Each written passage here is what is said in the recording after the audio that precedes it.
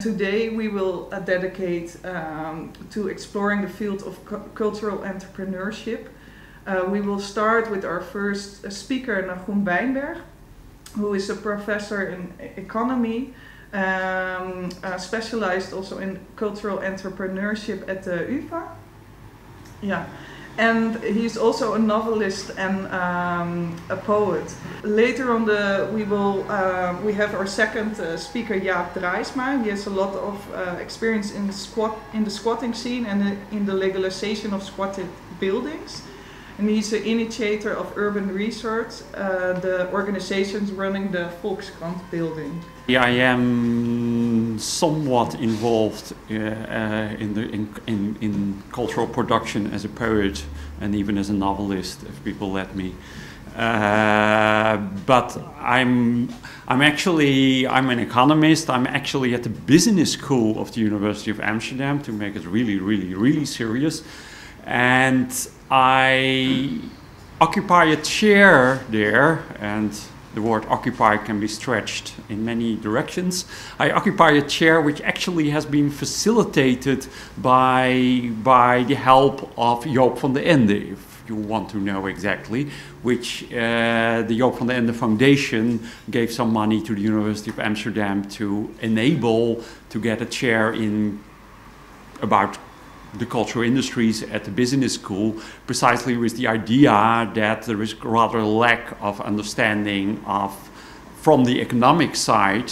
I mean, there are lots of people concerned with the cultural side of the cultural industries, and from the economic side, it's rather a mess. I do a lot.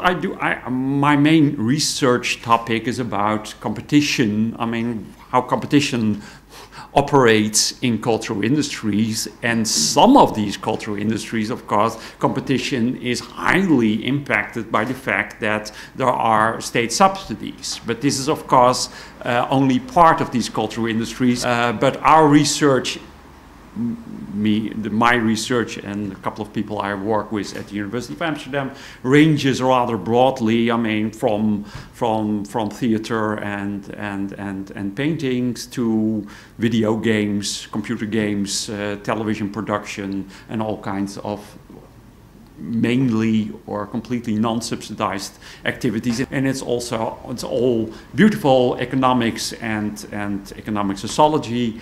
And we are completely and supremely uninterested in the actual artistic quality of what is produced there. And to be completely honest, for instance, we do quite a lot of research about visual arts too. And one of the things I think as an economist is actually that the visual art in Western Europe at the moment is acutely boring. And I'm saying this as an economist. But things I am doing and which are in a sense relevant. I have published a little bit about government policy towards the art, but it's really quite a secondary part of my research. But importantly enough, by looking at things from the viewpoint of even a very old-fashioned industrial economist, the whole structure of government intervention in the arts actually has a lot of negative effects, especially because it rather stabilizes quite a lot of things, which from the viewpoint again of an old-fashioned industrial economist is considered to be a bad thing for lots of reasons, and especially a bad thing because it decreases the possibility of new entrants, people doing really different things to enter competitive processes. And this is really one of the few reasons why the current cuts in art policy, especially harebrained cuts, I mean, the sillier they are, the better they are actually for disturbing the competitive arena which is in place, and really making life difficult for incumbents and creating actually opportunity for possible new entrant. Not saying that I do any good, but at least structurally, this is the more harebrained the system. I mean, the more the government authorities display a supreme disregard for the pronouncements of the Council of the Art or that kind of bodies which have been in place for the last couple of decennia and have continued to pursue a very narrow,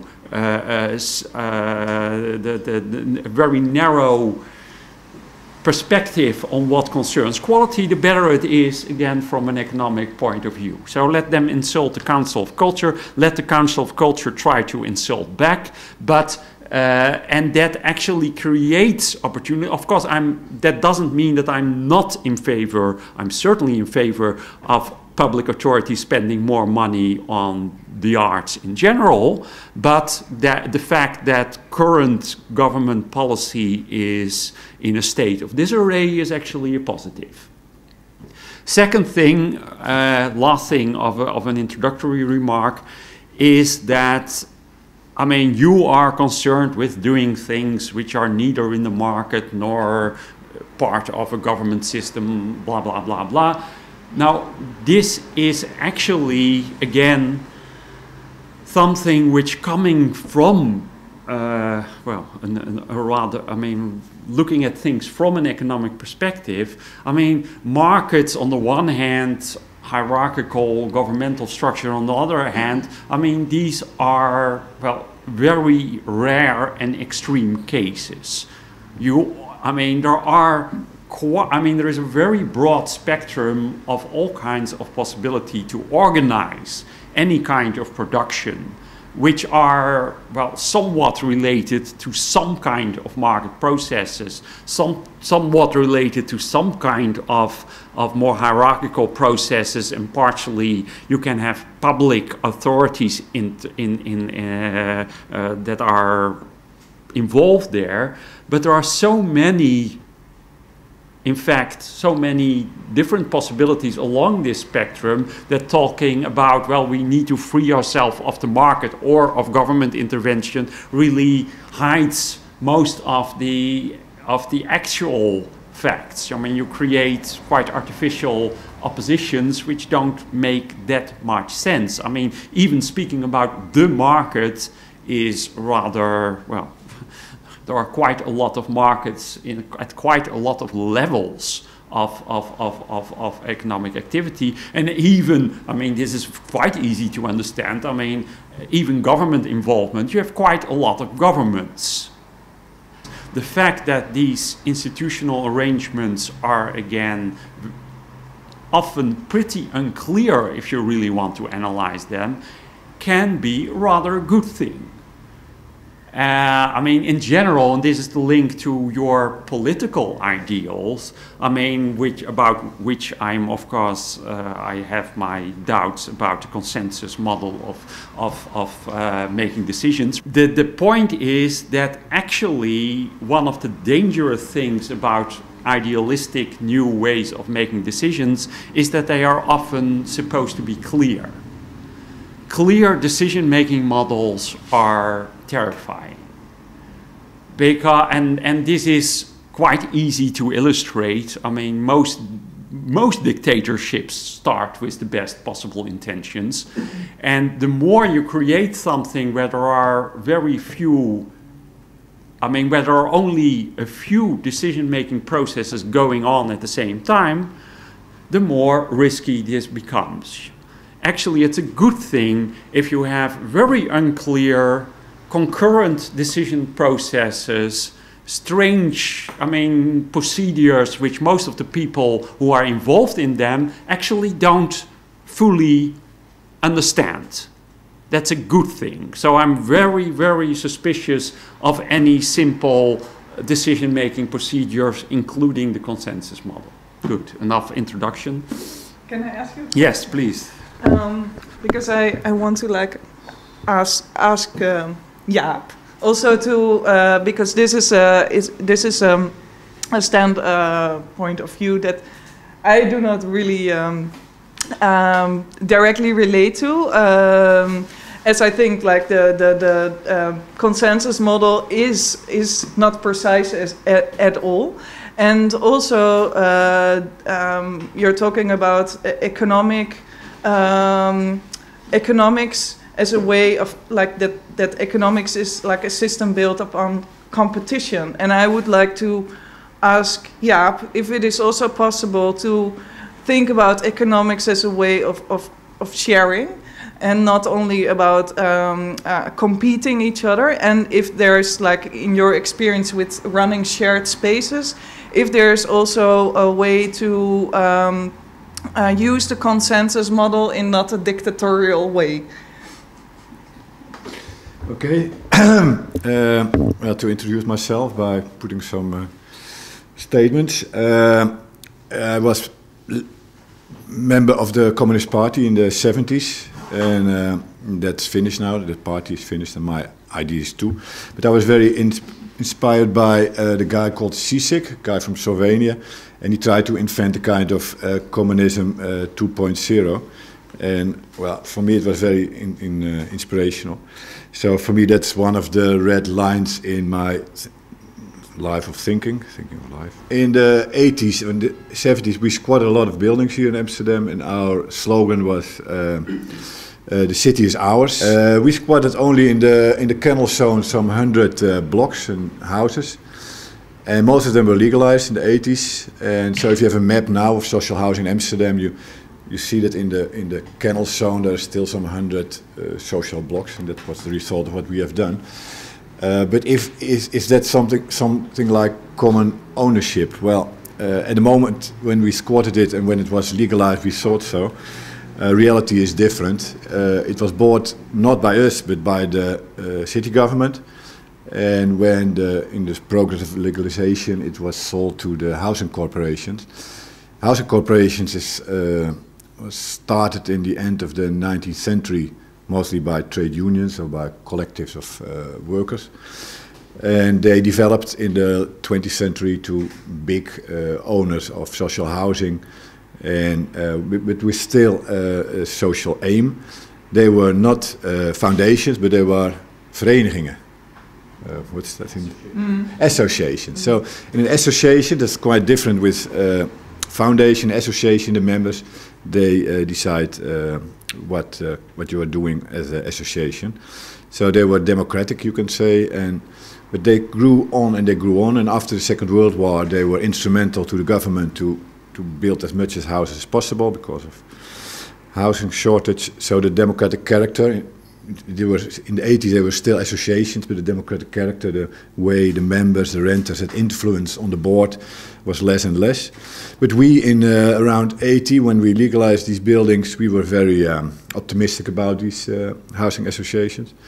But 10 years later, 92 or something like that, the tie between the government and these associations were cut, and in the 90s they all became foundations. And the last 10 years they tried to sell these, split up these squatted blocks and sell them by apartment, and so it's not really common ownership, and so that failed. We tried another way, was then the idea is, of course, you buy it by yourself. That idea was not in the 70s about thinking in commons and against ownership as a dogma, you can say. It was not, in Amsterdam it was not possible. In Utrecht and Nijmegen it was, but in Amsterdam it was not possible to buy it as a group. That changed in the 80s when the first round of legalization took place. We bought some buildings. On one hand, it was opportunistic because they were incredibly cheap. It's like the nowadays situation in real estate market in Amsterdam, but then 2 times worse for owners.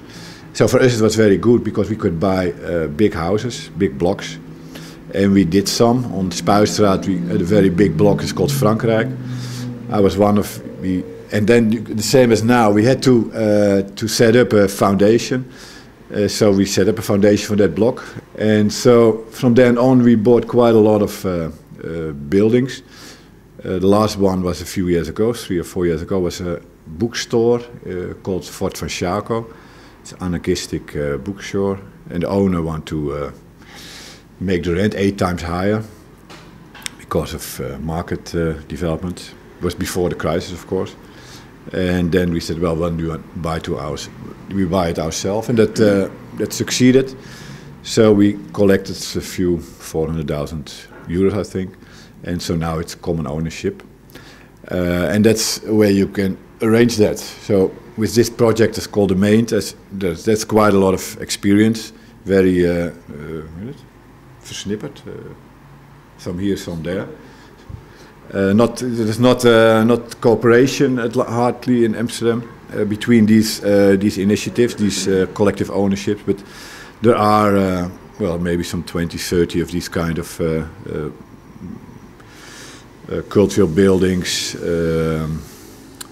blocks or social housing, which are owned by small groups and which still has these common aims central.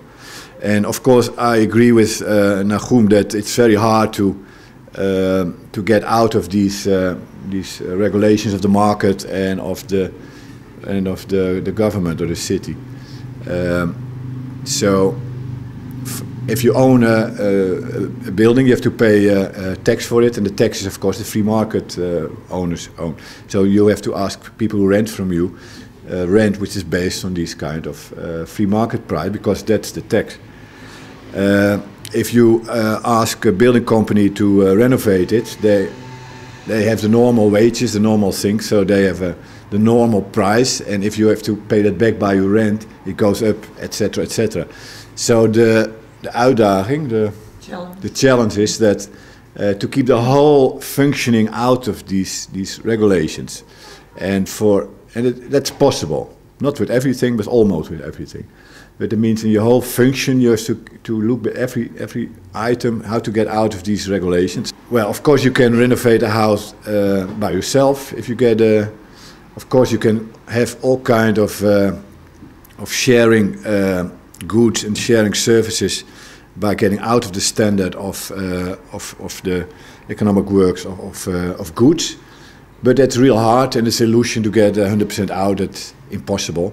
But well, the idea is, and the practice is very marginal, that I agree with Nachoem, but the idea is that if you have this kind of own economy, outside these rules of mark working and rentability and so on, it's possible to build up your own economy of sharing stuff. But it's real hard, and it's more an idea, it's more an utopia than that at the moment you can really organize that, because you are part of, if you want it or not want it, you are part of this working of state and market. End of the 90s, almost all the squats were evicted, and a lot of cultural initiatives went away from Amsterdam. If you completed one of the art academies here, like Sandberg or Rietveld or Rijks, it was hardly impossible, or it was impossible to start your atelier here, your studio. People went to Rotterdam, people went to other cities. So Amsterdam, because of that idea of cultural industries and artists are important for the Amsterdam way of life, maybe the economy too, but I will say way of life, that the city decided in 2000 that there must be a policy to have to keep art and to keep creative industry in Amsterdam. So there was this subsidy and a whole system for artists and creative industry to found cheap buildings. You're explaining about also the city marketing strategies to use art in order to kind of like create artistic spaces that would be better for the economy of the city. And like these broedplaatsfondsen, for example, were like a part of this to kind of like stimulate this kind of economy within the city. And what is your reflection upon this kind of approach to relating art to economy? I mean, let me just correct one thing first. I mean, if we talk about process of competition, this certainly doesn't exclude any form of sharing, let alone shared ownership. I mean, actually, it's just that we are dealing with processes in which scarce resources need to be allocated in some way, and because the resources are scarce, we talk about competition in a very general way. I mean, again, you can cooperate, you can share. These are all ways of dealing with such situations, which is what economists try to understand a little bit better. But just as a and there is rather a lot of misunderstanding, I think, but you might have discussed this last week, because the whole idea of the commons in the sense of no ownership is of course rather radically different from having shared ownership, as you also propose here. The things you have been describing about, well, specifically about housing in the Netherlands and Amsterdam, etc., and the role of the large corporations and socialized forms of offering living space and also working space in the city.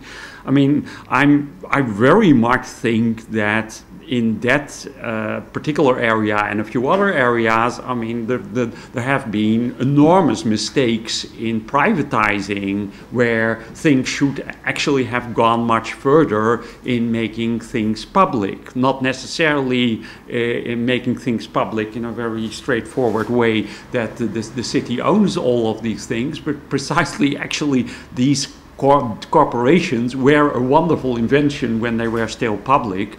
They were very complicated, actually. They were a wonderful example where quite a lot of good decisions were actually taken where nobody really knew who was in charge, which sometimes is a very pleasant and productive environment, as I already vaguely suggested.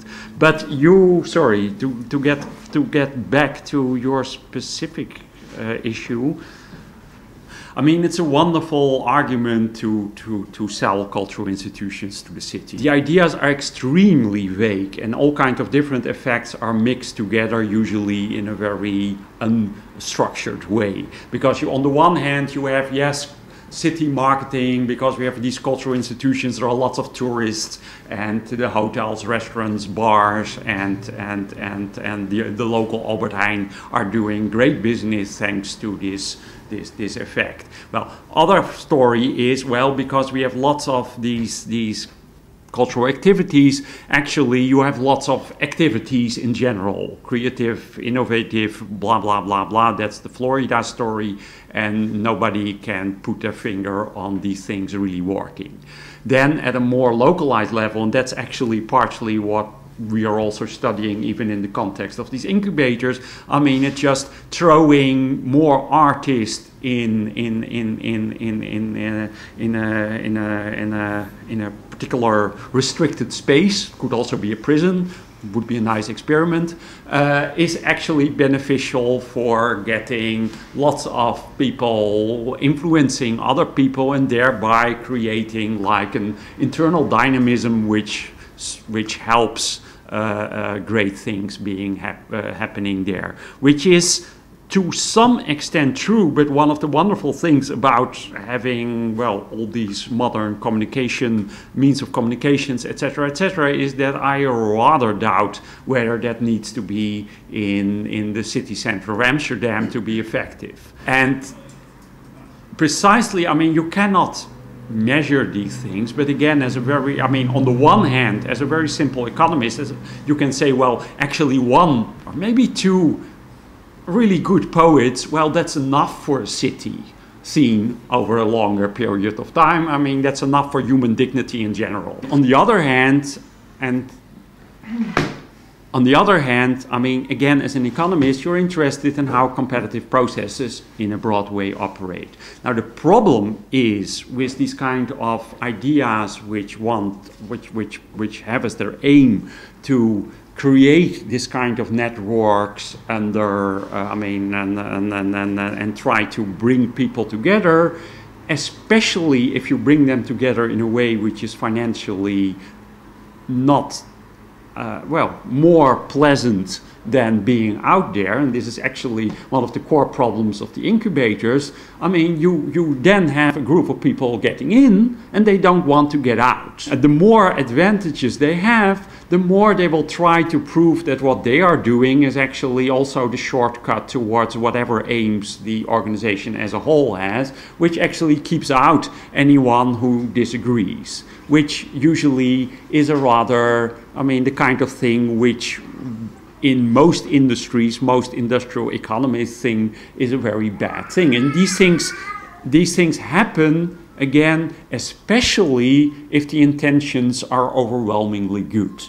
The better the intentions, the easier it is actually for this to occur, which is a reason, I mean, again, with the incubators, and some of them, I mean, are working much better than others, but the problem is you get people in and 20 years later they are still in, and if these people are still in, I mean, that of course stops people, I mean, the newer groups of people coming in, so you create actually by the best possible intentions, you create a situation which is in itself rather a brake on further development. So in that sense, having unclear decision, I mean, and actually representative democracy, one of the big advantages of it is precisely that it makes things less clear. You're not voting on all issues a referendum style, which in itself is also rather problematic, but you are voting for silly parties where you actually don't know exactly what you're voting for, and that in many, I think one can argue that that actually is a good thing. For that, because one of the heavy things he pointed out was if you have a collective and you, so that's the tension between no ownership and collective ownership, and if you choose for collective ownership, then it's also a collective, and the mechanisms of a collective can be very excluding strangers, very, well, just provide for the people who are in the group. And that's what the critique on squatted places is always the same like that. That people who squat and they legalize it, it's just for them, and it's they stay there, and 20 years later they earn quite a lot more, and they're still there. And for a big party is right, because that's the way it worked in Amsterdam. And for people who are new in the city, well, that's offensive, I think. And for me, as one who organized it, also an offensive, because we didn't do that for just that private interest of these people. So that's one of the hardest things by organizing collective ownership, also for the mates. Mm-hmm. So we bought Frankrijk, which is end of the 80s, beginning of the 90s, which is also with a group, with a foundation. And then we split, so then we were owner ourselves. And then the people who live there, they, of course they have their normal legal rights, but in their rent contract they have to do quite a lot of things for idealistic aims. So everyone has to tell once a year on a meeting of renters what you are doing for changing the city for social, cultural, idealistic aims. And then they have to tell it themselves, and if people don't do anything, well, then you are kindly requested to leave. More than kindly, because that's social pressure, of course. So then people move. So that's legal for 20 years, and still people there, everyone is, almost everyone, not everyone, but most people are under 30. So then you see if your mechanisms built in the way you have that collective, it's possible to get that openness and to prevent that excluding strangers, excluding new people. But then you have to build in mechanism by yourself, but otherwise, nachoem is very right. As longer you have that common ownership, the more it's just about the benefit of the people who are in it. So I think it's possible to have common ownership and still have that openness to but it's a big risk, and also for the main initiative it's a very big risk, otherwise you're... Very basic, how do you continue such a space financially, because you will have to make some renovations and things. So you need to think about maybe making profit in some way, and I think you're right. I think at the same time we're also trying to maybe find a way to not answer to those economic laws and see if we can make an alternative to that. But like nachoem said, you have shared ownership, like Golden Sachs, etc., and you have no ownership. Everyone pays 10 euros for this, but together nobody wants to have it back, nobody wants to have the kind of rentability on it. So then it functions like no ownership. You don't have to pay back. So that's one. If you run it without money, so everyone is a volunteer, then you don't have that. So the only thing which remains is maintenance. If you can do that by volunteers too, then you can do it in a completely different way, and you don't have to earn money like we with Urban Resort. We have to earn some money, and that your perspective is then much better. Yeah. Yeah, I wanted to say something about competition, because you said if the group of people start to work here, then there is a problem of competition also. But I think competition is not negative always, and it's not just based on benefits. Maybe you have competition to help other people because you like that position in a group of people. Or when people do things together, usually there are people who take more responsibility compared to other people. And I mean, that equal situation is not based on exactly equal position of everybody. And definitely there are gossipy atmosphere, people are lobbying together, or people have kind of competition together, and these are really organic, natural way of dealing together. And maybe because of institutions nowadays, we used to hear these things transparently or really clear around the table. As he said, it's not really positive, and maybe those kind of things, really natural way of dealing together, or groups inside of group who are lobbying together, or these things help a new kind of democracy, and it's helped a better result for everybody. But I had another question about things in Amsterdam, because I don't know perfectly laws and everything, but I noticed that places can't change their functions, and usually one place with one function continue with that function. And this was really surprising for me, because I am from the place that usually everything is changing, and you see the restaurant and next day it will be library, and next day, and of course it's a really messy situation, but at the same time it creates new energy for people around that place. Yeah, there's extreme sort of zone regulation in Holland. Yeah. Called bestemmingsplannen. And well, sometimes it's very strict, sometimes it's more broader, so then it's non-commercial collective use. So it can be a library, or it can be or something else. But yeah, as soon as it's more people together, as soon as there's noise, as soon as selling alcohol, then it's incredibly strict. It takes you at least 1.5 years to change it, or you can change it. If city government cooperates, in 1.5 years you can change your function. But then the people who live around, they can protest, etc., etc. So that's really a hard thing in Holland, which makes it really inert. In origin, you have to also see that as an expression of common property. So these laws don't come from high up as well. This is the way that it was once decided that we should all manage our common property. What happens now, and I think that's what came onto the table, is what happens when these things create a society that becomes static, and what are the rights of the newcomers or people that have new ideas, and who has the bigger voice in this, and who should have the biggest voice. So this is the interesting struggle. But yeah, in the end, what makes it so complicated is that originally these are based on common property ideas as well, I suppose. Yeah. And it also it points to another interesting kind of dilemma, because of course when we think about these issues, we often think, for example, the broedplaatsen and what happens there, especially when things are started from scratch, and there's a lot of individual initiative, like with the squatting scene.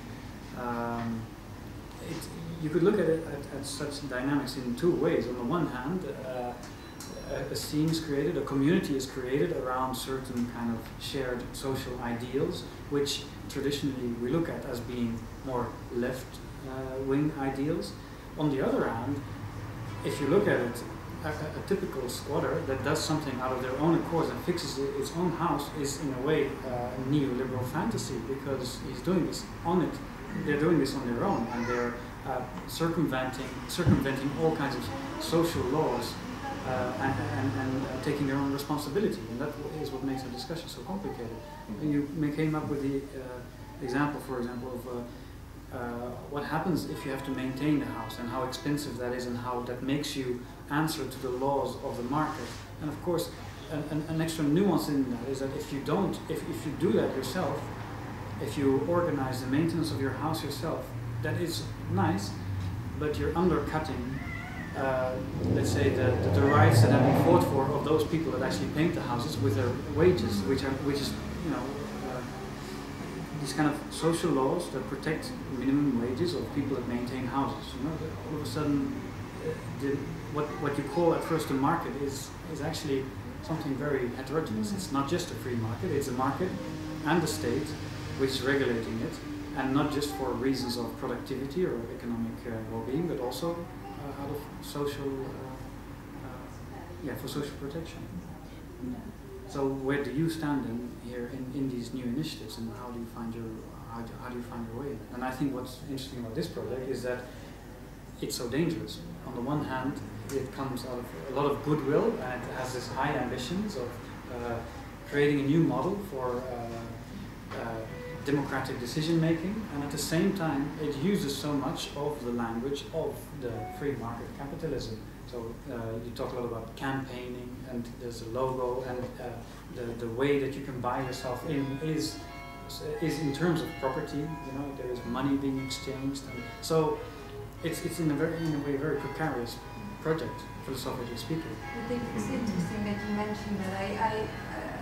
The way I read it myself is also that the project doesn't defy the kind of third way economy that we are part of now. I mean, the only thing that it does is that it changes the individual into a community. That it says, okay, we do